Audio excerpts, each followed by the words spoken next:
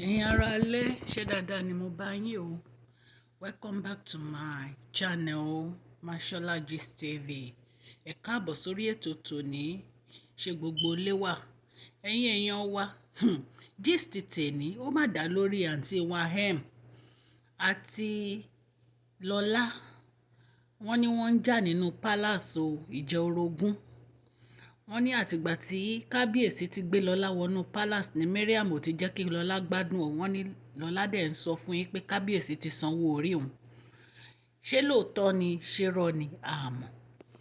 Ṣùgbọ́n ẹ̀yin tẹ́ bá mọ̀ ẹ lè kọ́mẹ̀ntì ṣí sílẹ̀.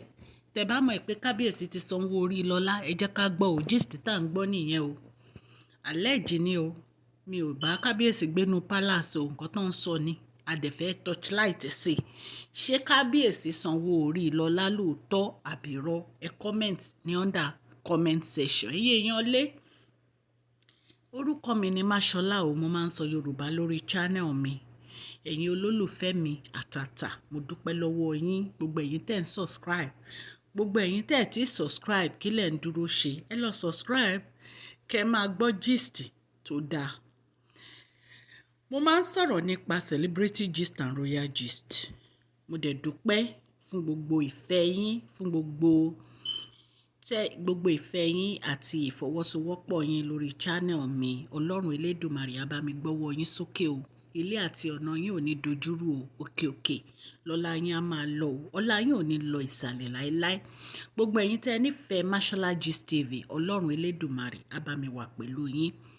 Ẹ jọ̀ọ́, ẹ jẹ́ ká jọ gbóhùn sókè nípa ikú Mohbad. Torí gbogbo ìgbà tí n bá ti ń gbé gist wá, mo máa sọ̀rọ̀ ń pa ẹ̀. Nítorí pé arákùnrin yìí ọmọ 27 years ni. Wọ́n dá ẹ̀mí ẹ̀ légbodò ni. Ẹ lọ wo gba àwọn story ẹ̀, àwọn gist ẹ̀ tí mo gbé jáde. Ẹ lọ wò ó lórí channel mi. Ọlọ́run á wà pẹ̀lú gbogbo yín o.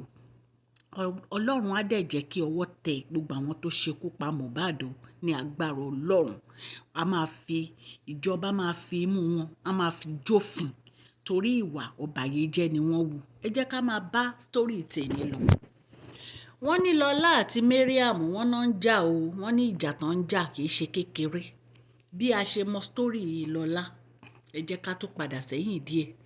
Wọ́n ní kábíyèsí ti ń fẹ́ Lọlá tipẹ́tipẹ́. Wọ́n ní to the extent pé Lọlá ni the first girlfriend tí kábíyèsí ní, tó jẹ́ pé kábíyèsí ti ń date tipẹ́ before olórí Rónkẹ́. Wọ́n ní is about 17 years ago or more than that tí kábíyèsí ti ń date Lọlá. Wọ́n ní Lọlá ló yẹ kí kábíyèsí fẹ́ as first wife nígbà tí Queen Naomi lọ. Wọ́n ní ṣùgbọ́n àǹtí wa wọ́n ṣe kọ́lọ́kọ́lọ́. Ẹ ṣáà mọ̀ pẹ̀lú ọwọ́ wọn yẹn. Wọ́n náà gba ipò mọ́ Lọlá lọ́wọ́. Ṣó ti yé yín? Kì í ṣe gbogbo ẹnu la fi ń sọ̀rọ̀. Wọ́n ní bí àǹtí wa ṣe lọ bẹ̀ àwọn blogger ni o, nítorí pé Lọlá ra perfume fún kábíyèsí nígbà tó lọ sí Turkey.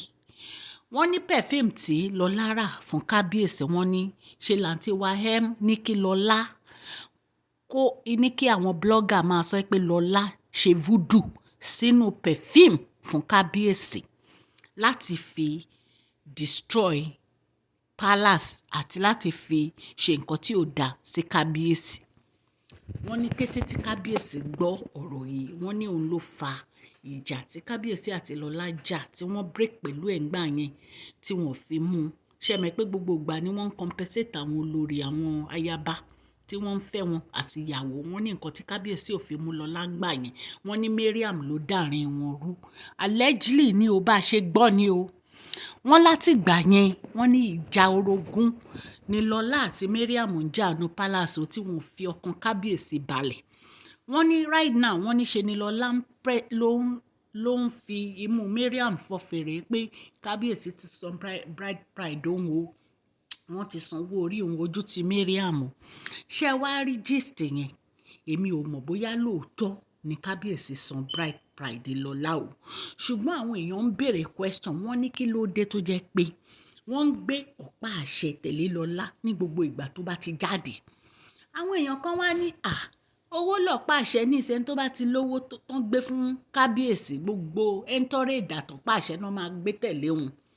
Ṣé lóòótọ́ owó náà fi ń ra ọ̀pá àṣẹ ní ìsìn? Torí ìgbà kan la gbọ́ pé Àbíkẹ́ Jagaban náà wọ́n gbé ọ̀pá àṣẹ tẹ̀lé. Ṣó ti yé yín? So ṣé lóòótọ́ ni wọ́n fi owó ra ọ̀pá àṣẹ láti sanwó kan tó lè gba ọ̀pá àṣẹ kan tó lè gbé tẹ̀lé èèyàn?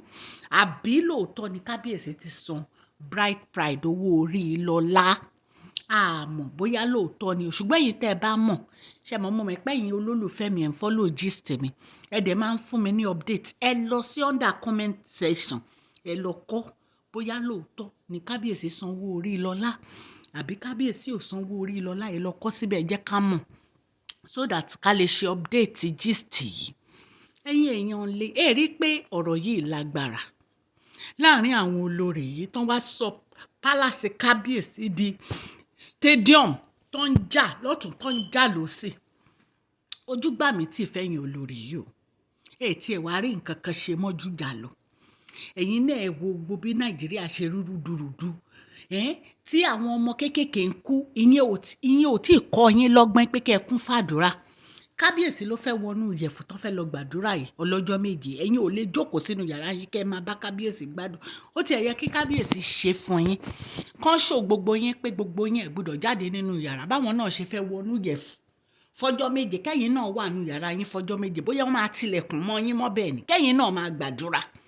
Gbogbo ètẹ́ ń jáde fòròfòrò yẹn kó tiẹ̀ dínkù díẹ̀. Àbí kí lẹ ní mo wí ẹ̀yin èèyàn mi? Kẹ́yìn náà máa gbàdúrà fún pálásì àti orílẹ̀-èdè. Kẹ́ ẹ má jẹun, kẹ́ ẹ má sùn, kẹ́ ẹ máa gbàdúrà, kẹ́ ẹ wo bó ṣe rí. Ẹ̀yin olórí tẹ́ ẹ̀ ní ròónú yìí. Dr. Elizabeth nìkan àti Tèmítọ́pẹ́ ló sàn nínú yín. Olórí Tóbi náà ń fa wàhálà, ṣùgbọ́n gbàtọ́ nìkan lọ ralé. Olórí Tóbi ò ralé, ò wálé. Olóòní kúrò nínú pálásì. Nǹkan tí inú fi ń bí mi sí ẹ nìyẹn. Ṣùgbọ́n gbogbo ẹ̀yin tó kù ẹ̀ ní ròónú. Ìjà ṣá, mọ̀ jù jà lọ lọ́jọ́ ayé yín. Kábíyèsí tẹ́ bá ń gbọ́ mi, tì wọ́n mọ́nú yàrá. Ẹni kan gbàwé ọjọ́ méje, kan máa gbàdúrà, káwọn náà tiẹ̀ mọ bó ṣe rí. Ọlọ́run á fún kábíyèsí nísinmi o. Ọlọ́run á fún pálásì kábíyèsí nísinmi o.